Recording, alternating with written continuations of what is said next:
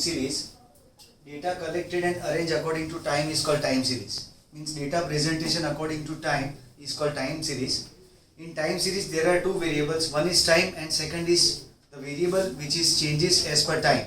So one variable is independent variable and second variable is dependent variable. It can be death rate, it can be production of any item, it can be income, it can be expenditure, any variable, but it changes according to time. So one variable is independent variable, that is time, and second is dependent variable. Dependent variable की value में estimation करने के लिए time series analysis का use किया जाता है.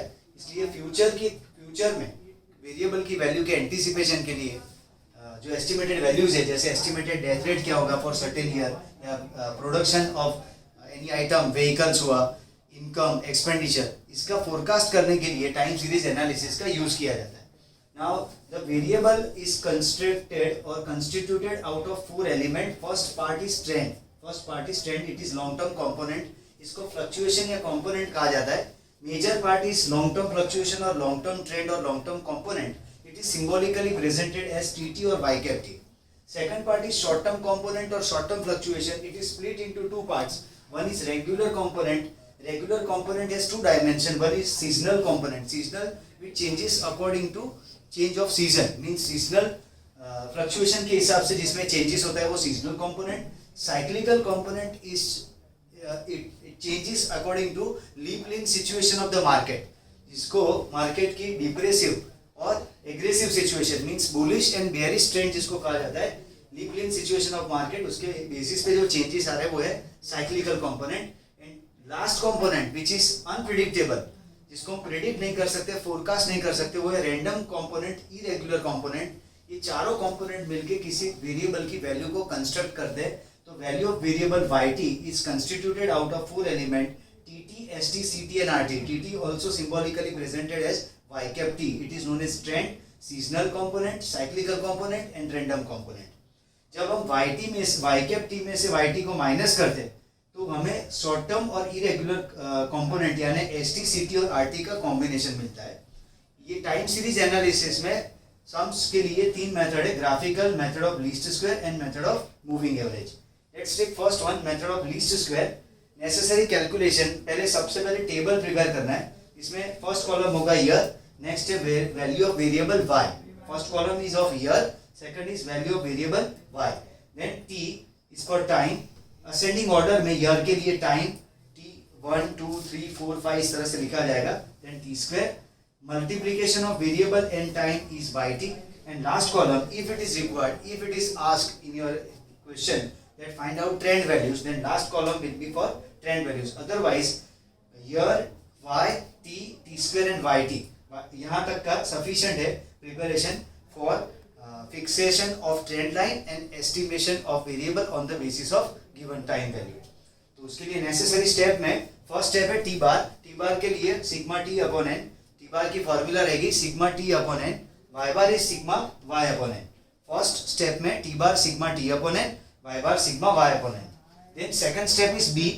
B is equal to N sigma T Y minus sigma T sigma Y upon N sigma t square minus sigma t the whole square. ये फॉर्मूला सेम है b की, जैसे हम regression analysis में रिग्रेशन कोएफिशिएंट फाइंड करते थे for estimation of variable y on the basis of given value of variable x. Same यहाँ पे गिवन वैल्यू ऑफ t के लिए वेरिएबल y का एस्टिमेशन करना है. वहां पे b की फॉर्मूला में n sigma xy minus sigma x sigma y upon n sigma x square minus sigma x the whole square, वो फॉर्मूला थी regression coefficient b y on x के लिए. यहाँ पे b के लिए फॉर्मूला है n sigma T Y minus sigma T sigma Y upon n sigma t square minus sigma t the whole square. Next step, जैसे intercept हुआ करता था वैसे यहाँ पे स्टैटिक वैल्यू a के लिए y bar minus b t bar. Then equation for trend और trend line for the given time series is symbolically presented as y cap और y cap t is equal to a plus b t. y cap और y cap t is equal to a plus b t. ये equation है trend values के लिए, trend line के लिए. Then estimation for given value of time. अगर कोई future में कोई टाइम के लिए हमें पूछा जाए कि वैल्यू ऑफ वेरिएबल क्या होगी on the given set of values, तो y कैप का हमें एस्टिमेशन करना है. And last step is for trend values for given time value. तो जो वैल्यूज है उसके लिए हमें ट्रेंड वैल्यूज फाइंड करनी है, यानी एस्टिमेटेड वैल्यूज फाइंड करनी. ये क्वेश्चन है एक्सरसाइज 4.2 का फर्स्ट क्वेश्चन. जिसमें number of years from 2009 to 2015, 7 years are given 2009 to 2015, और वेरिएबल है क्वेश्चन में death rate. Variable is given as death rate. Death rate is given as 7.6, 6.9, 7.1, 7.3, 7.2, 6.9, 6.9. Total है sigma y 49.9. T के लिए 9 to 15, 1 to 7 values है, इसलिए sigma T की value आएगी 28. Y t multiplication of y into t, तो 7.6 into 1 7.6, 6.9 into 2 13.8, 7.1 into 3 21.3, 7.3 into 4 29.2, 7.2 into 5 is 36, 6.9 into 6 is 41.4, and 6.9 into 7 is 48.3. After that, t square column is obtained, which is 1 square 1, 2 square 4, 3 square 9, 4 square 16, 5 square 25, 6 square 36, and 7 square is 49. Now necessary calculation में first step is t bar. T bar की formula है sigma t upon n. Sigma t is 28, 28 by 7 is 4. Y bar is sigma y upon n. Sigma y की value है 49.9 upon 7 is 7.128. Round up करते हैं इसे, 8 है third digit, इसलिए value होगी y बार की 7.13. y bar is 7.13. Now b is equal to n sigma t y minus sigma t into sigma y upon n sigma t square minus sigma t the whole square. तो 7 into 197.6 minus 28 into 49.9, 7 into 140 and minus 28 the whole square. So 1383.2 minus 1397.2 upon 980 minus 784, so minus 14 upon 196. So B के लिए value आएगी minus 0.07. Now A is equal to Y bar minus B T bar. Next step है अपना A is equal to Y bar minus B T bar. So 7.13 minus minus 0.07 into 4, तो 7.13 minus minus plus हो जाएगा, तो value आएगी 0.28. 7.13 plus 0.28 is a की value होगी 7.41. After that trend line for given time series y cap is equal to a plus bt. Now y cap is equal to 7.41 plus minus 0.07 t. तो 7.41 minus 0.07 t, equation को इस तरह से हम present करेंगे.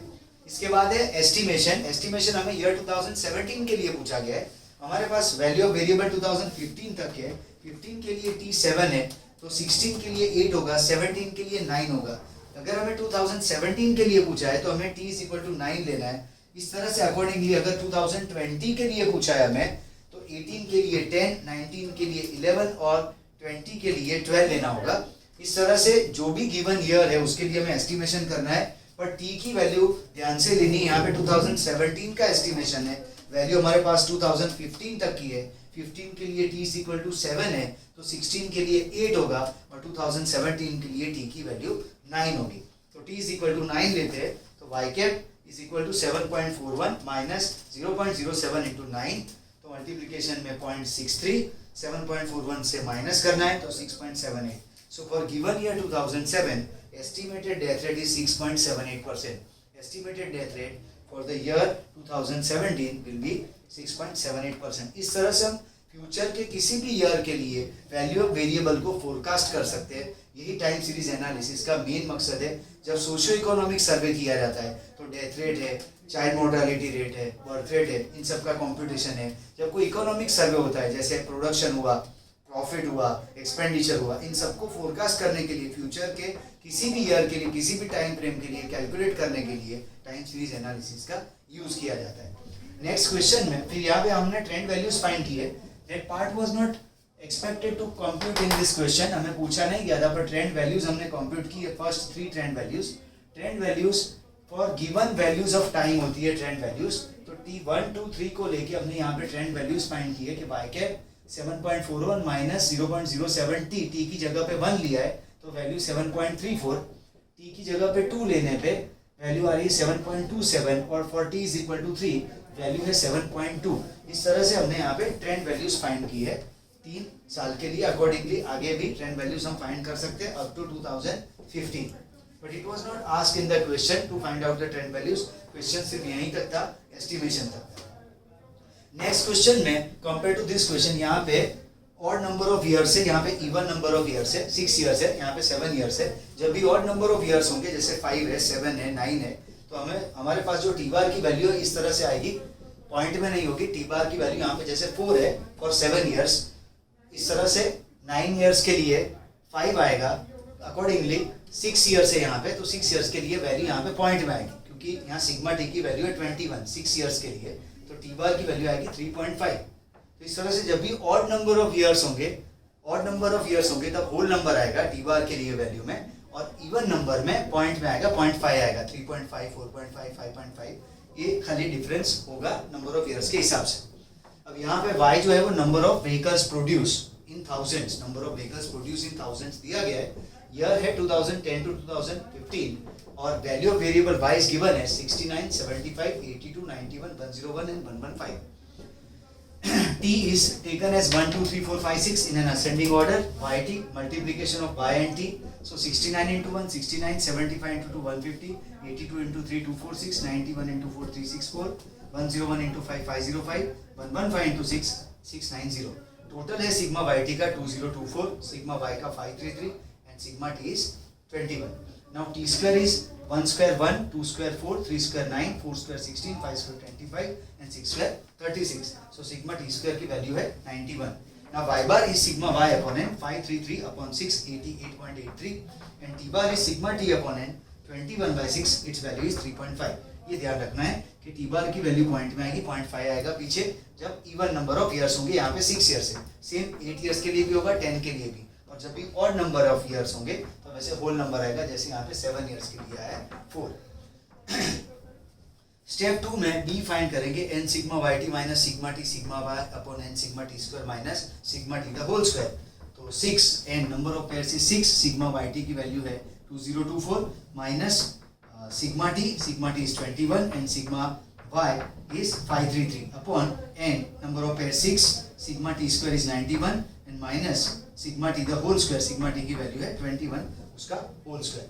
तो 12144 minus 11193 upon 546 minus 441 951 upon 105, its value is 9.06, b की value है 9.06। इसके बाद a y bar minus b t bar 88.83 minus 9.06 into 3.5, t bar की वैल्यू 3.5, तो a के लिए वैल्यू आएगी 57.12।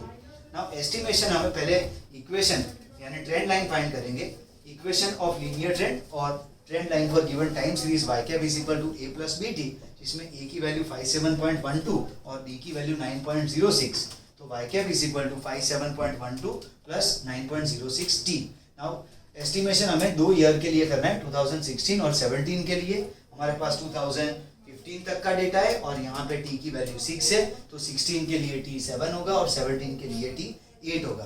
तो 2016 के लिए एस्टिमेटेड वैल्यू आएगी 120.54, 57.12 प्लस 9.06 इंटू 7 किया है, तो 120.54 thousand vehicles will be produce in year 2016। इन 2017 के लिए जहाँ पे t इज इक्वल टू 8 लेना है, वहाँ पे आएगा estimated value of production of vehicles is 129.6 thousand, 129.6 thousand vehicles will be produce in year 2017 when t is taken as 8। Now further we are asked to compute trend values। Trend values हमें find करना है, तो t is equal to 1 2 3 4 5 6, हमारे पास 6 साल के लिए actual value है y, उसके लिए हम y कैप फाइंड करेंगे, y cap 1 y cap 2 3 4 5 and 6। इसके लिए ये जो ट्रेंड लाइन है y cap is equal to a plus b t यानी 57.12 प्लस 9.06 इंटू t, t की जगह पे 1 2 3 4 5 एंड 6 रखने पे हमें सारे की सारी ट्रेंड वैल्यूज मिलेगी। फर्स्ट ईयर के लिए 66.18, सेकंड के लिए 75.24, थर्ड के लिए 8.84.3, फोर्थ के लिए 93.36, फिफ्थ के लिए 102.42 एंड सिक्स्थ ईयर के लिए है 111.48। जैसे हमने ट्रेंड लाइन में वैल्यूज रख के एस्टिमेशन किया है, वैसे ही सेम ट्रेंड वैल्यूज फाइंड होगी यहाँ पे फॉर एग्जिस्टिंग टाइम पीरियड। तो ये 6 साल की ट्रेंड वैल्यूज है, तो यहाँ पे ट्रेंड वैल्यूज का एक कॉलम प्रेजेंट किया है just to compute one more extra feature that is short term and irregular fluctuation. ये एक इंपॉर्टेंट बात है, शॉर्ट टर्म और इरेगुलर फ्लक्चुएशन ये ज्यादातर एग्जाम में नहीं पूछा जाता, पर ये लास्ट कैलकुलेशन है ये टाइम सीरीज एनालिसिस का, क्योंकि हमें पहले y bar t bar find करना है, फिर b, फिर a, उसके बाद linear trend means trend line, उसके बाद estimation, then trend values. Trend values के बाद जो पार्ट आता है वो है short term and irregular fluctuation. अब ये क्या है, जैसे हम एरर फाइंड करते थे रिग्रेशन एनालिसिस में y माइनस वाई कैप करके, वैसे यहाँ y माइनस वाई कैप से हमें short term and irregular fluctuation को फाइंड करना है, क्योंकि y minus Y T minus Y cap T से ही short term and irregular fluctuation हमें मिलेंगे। S T, C T, R T and Y T, ये चार कंपोनेंट मिलके वैल्यू ऑफ वेरिएबल को कंस्ट्रक्ट करते हैं। इसलिए जब भी एक्चुअल वैल्यू में से हम estimated value y cap t को माइनस करते हैं तो हमारे सामने short term and irregular fluctuation, seasonal, cyclical और रैंडम कंपोनेंट की तौर पे सामने आता है। ये तीनों का एडिशन होता है। इसी को हम रिग्रेशन एनालिसिस में एरर कहते थे, y माइनस वाई कैप। तो यहाँ पे शॉर्ट टर्म और इरेगुलर फ्लक्चुएशंस की तरह यहाँ पे y माइनस वाई कैप को कैलकुलेट करना है, जिसके लिए जो ट्रेंड वैल्यूज हमने फाइंड आउट किए यहाँ पे 66.18 से लेके 111.48, वो सारी वैल्यूज को ये लास्ट कॉलम में टी स्क्वायर के बाद ये लास्ट कॉलम में प्रेजेंट किया गया है। And last calculation is y minus Y cap means 69 minus 66.18। तो जो डिफरेंस आ रहा है शॉर्ट टर्म और इरेगुलर फ्लक्चुएशन का वो है 2.82। Then 75 minus 75.24 is minus 0.24।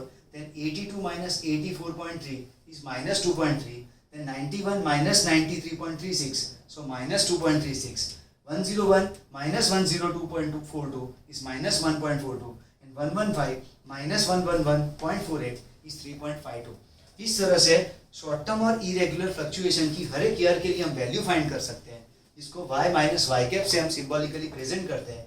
जिसके लिए पहले ट्रेंड वैल्यूज को ऑब्टेन करना है, यानी ट्रेंड लाइन को फिक्स करके अदर देन एस्टिमेशन जो एग्जिस्टिंग ईयर की वैल्यूज है उसके लिए हमें एस्टिमेटेड वैल्यूज फाइंड करनी है। और एक्चुअल वैल्यू और एस्टिमेटेड वैल्यू का डिफरेंस ही शॉर्ट टर्म और इरेगुलर फ्लक्चुएशन है। और उसका टोटल हमेशा जितना एक्यूरेट हमारा कैलकुलेशन होगा इसका समेशन नियर टू जीरो आएगा। यहाँ पे इसकी वैल्यू है 0.02। तो इस तरह से टाइम सीरीज एनालिसिस में फॉर प्रेडिक्शन और estimation of dependent variable on the basis of independent variable time हम ये लीस्ट स्क्वायर मेथड में इस तरह से कैलकुलेशन करेंगे लास्ट स्टेप तक ट्रेंड वैल्यूज, और लास्ट में आएगा short term and irregular fluctuation.